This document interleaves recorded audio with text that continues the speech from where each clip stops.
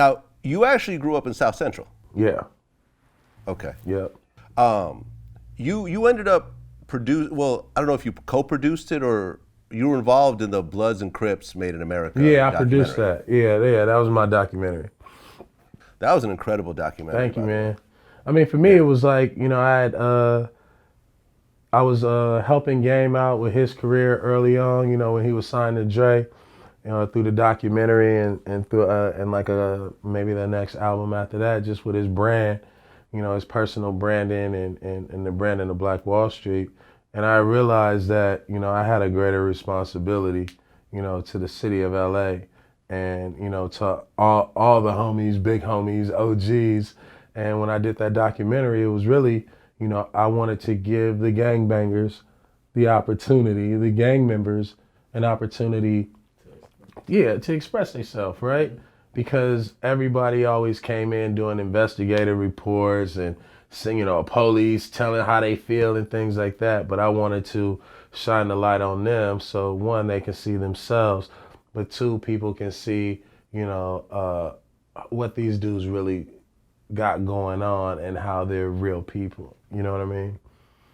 Yeah, no, absolutely. I mean, being in that area, and you're talking about almost the height of gangbanging at the time that you were growing up. Did you ever get mixed up in any of that, or was you were just simply fully basketball and left all that alone? I think for me, it's like when you grow up in South Central, you kind of forced to pick a side just because of how you live and the area you live in. I think for me, it was like I kind of had like representation from all sides because we come from a big family, and our family is kind of spread out around the city of LA. But for me, it was just like, I'm in my hood with my homeboys every day. I want to play basketball. Yeah, and it's crazy because like it ain't like it's like the Little Rascals, right? Our gang. Everybody wanted to be a Little Rascal, right? And I think for me, it was always taking the gangbangers, or the dudes who was or was borderline or really getting into trouble and say, yo, let's go play some basketball.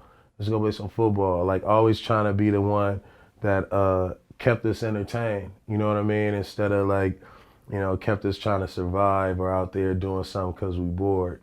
So I would say that would be like my affiliation was just always trying to entertain and get us to do something and mostly play basketball.